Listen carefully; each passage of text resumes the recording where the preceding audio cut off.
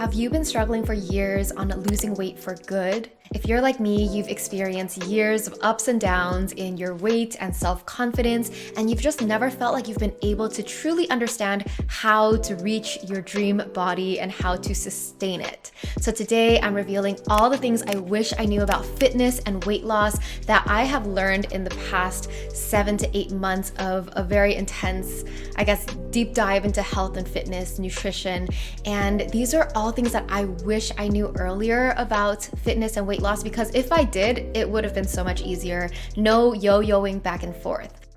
Hi my loves, welcome back to Lavendaire. It's Aileen. I make videos on personal growth and life design. So if you're interested in any of that, make sure you click that bell and subscribe so we can hang out some more. My story in a nutshell is in the past 6 to 7 months, I took a different approach to my fitness and weight loss. So around June of last year, I had gained back 10 pounds that I had worked so hard to lose 2 years before. And it was really frustrating because I'm like, well, I'm back where I started again. And this is not the first time I had done that. I have spent, it feels like a lifetime of just ups and downs and fluctuating, getting really serious about fitness and dieting and then giving up and then gaining things back. And I just felt like I couldn't figure it out. So this time around, I was like, I need to figure, clearly something's missing and I don't know everything. So let me just go to school, let me study, let me see what can work for me. I'll go into everything I learned in just a moment, but to give you a quick stat, I went in the past 7-ish months, I went from 21.5% body fat to now I am down to 17.5% body fat percentage.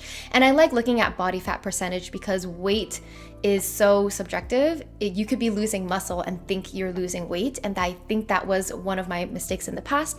But now I'm more focused on body recomposition, which simply means I'm aiming to grow muscle and lose fat at the same time. And that is a different process and a different journey than I had ever taken before. Side note, I'm aware that those numbers are still within the range of like a normal, healthy weighing person. And to be honest, even when I was at my heaviest, I still felt beautiful. I still loved myself. I just didn't feel like 100% confident wearing everything that I wanted, right? I felt like I had to wear certain things. Oh, I couldn't wear that. I had to cover up here or there and make some illusions here and there. But my goal in becoming my best self is just to be the healthiest, fittest version of me, where I can confidently wear whatever I want and just feel snatched. I'm not saying that you need to change your body, but if you want to, if you want that little boost in confidence, if you want that little boost in improved health and strength and fitness, let's do it. The first thing I wish I knew sooner is that fitness is a lifestyle, not a sprint. I think I've always been in the habit of, oh, I need to lose weight, so let me work out more. Oh, let me go to yoga really consistently. Let me start running for this month or whatever. And then I might see some progress and then life happens or I get busy and then I just I fall off, right? I end up not working out, not exercising for months, and then I go into just eating out all the time and just living life, having fun, but not prioritizing health and fitness, thinking that my body is going to stay the same. So what I wish I knew sooner is that it really has to be a lifestyle where you integrate it in your identity, in who you are, in your daily, weekly routine. And that's not easy, right? It's not easy if that's not your identity and if that's not what your routine and habits are. I think I used to feel exercise was a chore. It's so exhausting. I already have such a huge to-do list. I'll now have to insert an exercise in this busy day. It just felt like something I wanted to put off because I was too busy with other things. So in reality, I was not prioritizing my own health and fitness because I was prioritizing maybe work or something else in my life. Even this time around, when I started getting really serious about my fitness journey around August of last year, I was really strong in the first couple months, August, September, maybe even October. I was working out almost every day. I was just focused. I had a workout health diary. I was tracking calories and workouts. I was just doing as much as I could because I was really intense. I was I gotta figure this out. Once the holidays came around, my routine changed. I slowed down. I became gentler on myself. And then I just lost some motivation to work out. I lost the intensity, the commitment, and that desire, that determination. And I'm just oh gosh, it's hard to get myself to like be so motivated and so consistent all the time. It's not easy. And so I slowed down to a more sustainable pace of like maybe 2 to 3 workouts a week. So my current routine is I aim to do strength training 2 to 3 times a week. So this is excluding like walks with Togi throughout the week. So once a week I go to a Pilates studio to do reformer Pilates, and then the other 2 days I do strength training at home. And more recently, what has helped with my consistency and motivation is I've started to do remote personal training. So thanks to Trainwell for sponsoring this video. It's actually my first time doing personal training, but I love that it's online and everything's just through an app. So it's really easy, really accessible, and there's that human accountability that really helps keep me motivated because someone's literally there watching me, giving me advice, preparing workouts for me. It feels like it's not as easy to ignore that versus like ignoring the workout videos that I have saved in a playlist. So Trainwell is a one-on-one remote personal training service. It has a convenient app, it's super personalized to your needs, and it truly helps keep you accountable because there's a personal trainer, like a real human being that you're working with. So once you join the app, you take a quiz and then you get matched with your personal trainer. I met with my trainer Brittany through Zoom. You can also swap exercises instantaneously. So if you really like that movement, then when I look at your workout reflections, I'm like, okay, she prefers this one, bing, bang, boom, and I'm able to make adjustments that way. We had a discussion about what my fitness journey and what my fitness goals were. I told her that I had trouble with consistency and sustainability because I would be really intense and then I would like stop completely, and I was like always up and down. So I wanted to have her help me craft a plan that felt doable, sustainable, and that would actually help me achieve my goals. It was nice to be able to come to a super realistic plan and to have someone tailor a plan specific to my needs. Overall, I've been really enjoying the experience, and I really do enjoy the accountability of a personal trainer that I can message and ask questions anytime. And I especially really like to leave feedback after the end of my workouts. I typically let her know whether an exercise or a workout was like too easy or too hard. I let her know which moves were like the most challenging for me, what I'd like to work on more, and it's really nice to be able to like fine tune the workouts as you go. If you're interested in trying Trainwell, you can take the quiz to find your perfect trainer and get 14 days of free training here and at the link down below. Moving on, the second most important thing I wish I knew sooner was to prioritize building strength, meaning build your muscles. So I've already alluded to how important strength training is, but I think I've only learned in the past few months or past year why it's so important. So number one reason why it's important was, did you know that the more muscles you have, not only is your body stronger, but you also burn more calories at rest, meaning you can eat slightly more. And as someone who loves to eat, I'm like, give it to me. Like, I want to be able to eat a little bit more. Like, so let me build the muscle so that I can, sustain that. And the second really important reason that matters to me, because I care about long-term health, is basically as you age, starting around age 35, studies have shown that you lose 1 to 2% of muscle each year.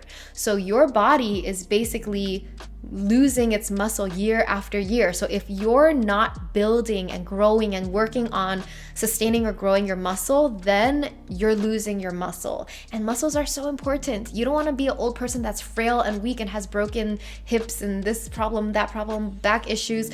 You want to be strong. And so that is a very, very big reason why I started to prioritize building strength. To put things in perspective, what I was doing before this year in all my previous fitness diet journeys was just prioritizing exercise and movement and eating less and just like focusing on cardio or HIIT, just those ways to lose weight. But I didn't understand that everything I was doing, I might have been losing weight, but I probably was losing muscle as well because I wasn't focusing on growing my muscles, on getting stronger. I was just focused on, let me move my body as much as I can to burn calories. So that was the mistake. I think a lot of females, maybe in the Asian community, are like afraid to build muscle. They're afraid to get bulky, and so they're too scared to like lift weights and do certain types of exercises that are strength training.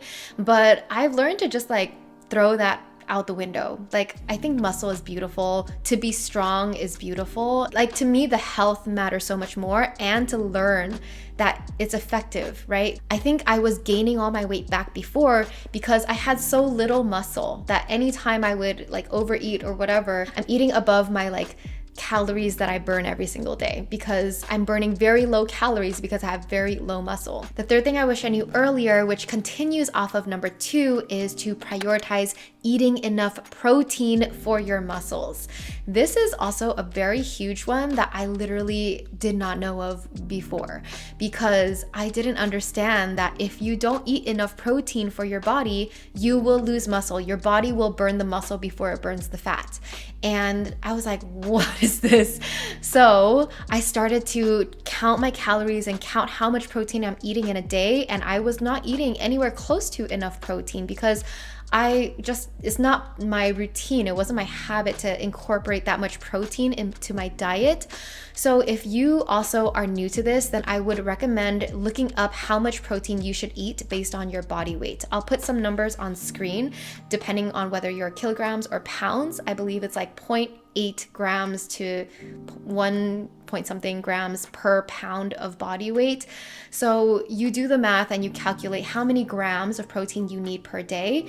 And then you kind of look at what you eat. Okay, an egg is 6 grams of protein, a chicken is this many grams, a protein shake is this many grams. Depending on how many meals you eat, you want to divide that big number of daily protein goal into those meals. And I just realized it's hard. It's hard to eat enough protein in a day. And so I had to learn what foods are high in protein. How do I start to prioritize those foods? And so I went on a whole journey on learning about protein, and also learning that not all proteins are created equal. Some proteins are plant-based proteins. Some proteins have more fat. Some proteins are more lean. So if you are trying to lose weight, try to eat more lean proteins. I think to some it's kind of obvious, but to others it's not so obvious. Like, oh, I didn't realize I have to care about how much fat is in the protein itself. And it's all about like creating your meals around efficiently getting enough protein while making sure it's not going over your daily calorie expenditure. And it became like a mathematical game for me. I was like, wow, like how do I build meals where I'm hitting this goal? And this is where using like ChatGPT helped. I was like, please, this is my protein goals. These are the foods I like to eat. Create some meals for me. Like, give me some ideas on how I can incorporate protein. So then I learned all these hacks, like putting Greek yogurt in everything, putting edamame and stuff. I learned that tofu doesn't have enough protein sometimes because I like the soft silk in tofus. Egg doesn't have as much protein as people think.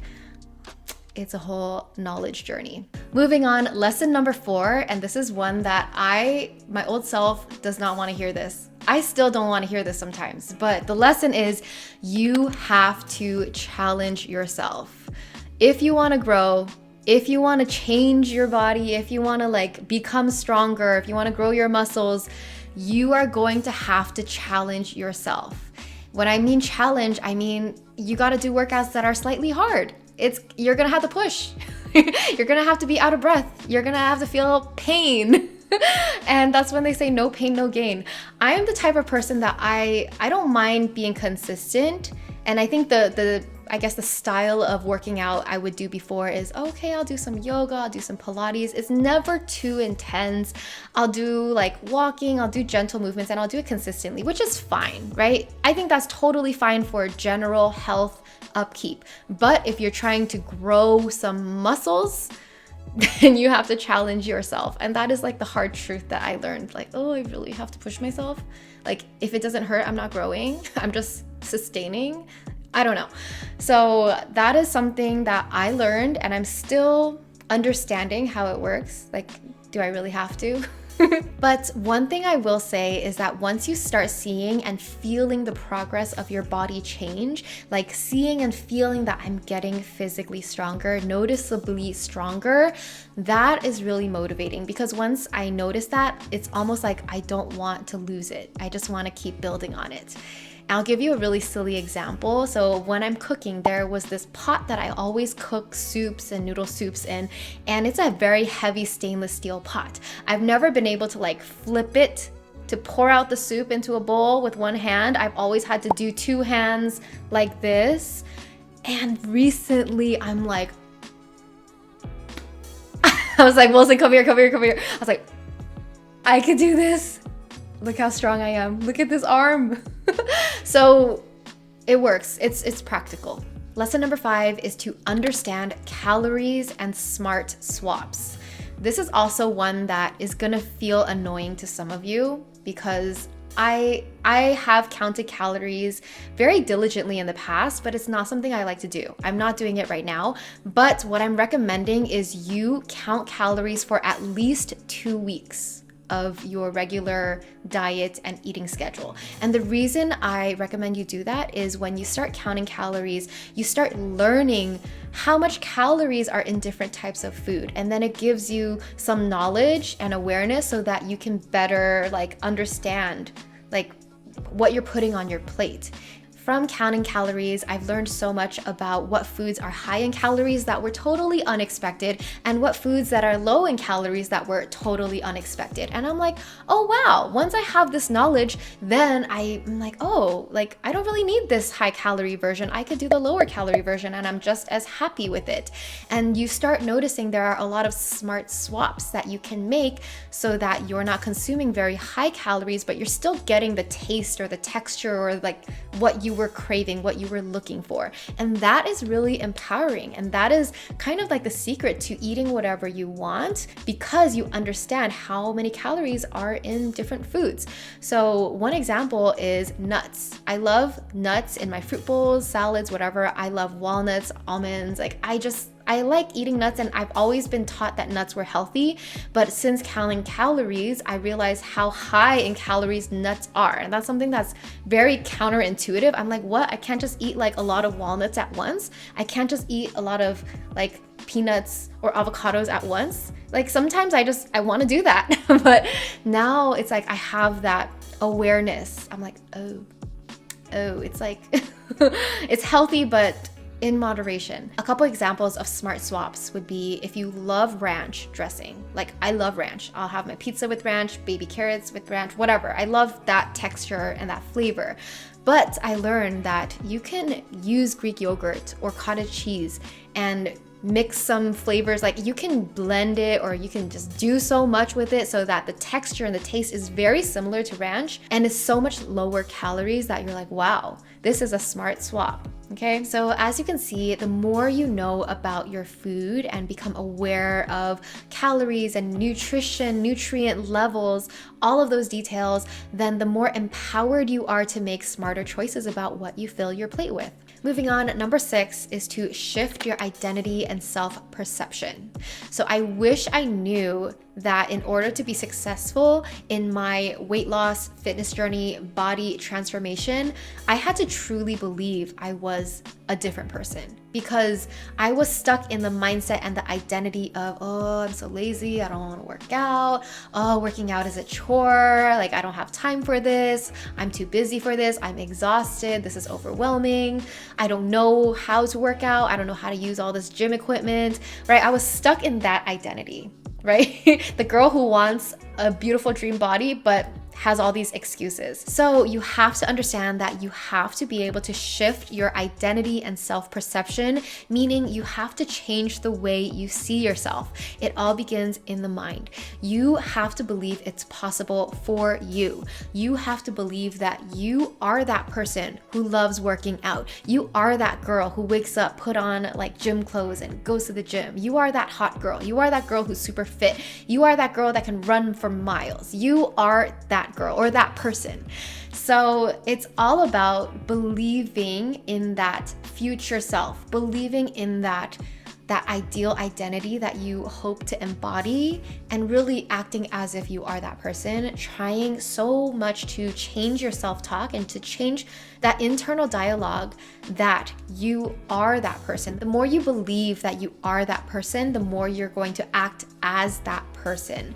And that is how you're going to be sustainable with your fitness goals and this fitness journey. Is it becomes a lifestyle, like I said earlier. But the truth of making it a lifestyle is it really starts in the mind. It starts with the belief and the identity. To put it into practice, what you have to do is you have to start to become aware of and begin to release your limiting beliefs. I have a lot of great videos on this. I'll link one here down below from the Transform Your Life series, but you basically have to be aware of what are these beliefs that are holding me back from this ideal identity, and how can I let go of them? How can I replace them with the new beliefs? So examples of limiting beliefs are, this is too hard, I don't like to exercise, this is not fun.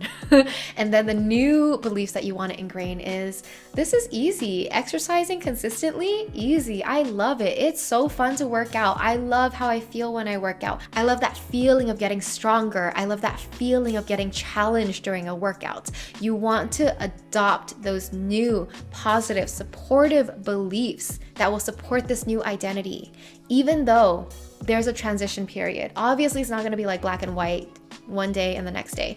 You're going to have a journey where you're going to be bouncing back and forth, and in all the in-betweens between the negative limiting self and then the positive supportive self. And that is the mental game, the internal journey that you have to be able to master. And the bright side is, once you're able to do this and master this, this mental strength applies to all areas of life, not just your health and fitness. So if you're able to be really good at letting go of limiting beliefs, adopting positive, supportive beliefs, just imagine how many areas of your life you can transform. All right, my loves, the last lesson I'll leave you with today is to be patient and trust slow progress. So I know how impatient we all are. We all want to lose weight and get fit really fast. We all want it to happen by tomorrow. Literally, like snap of a finger, transform me right away. I want the results now.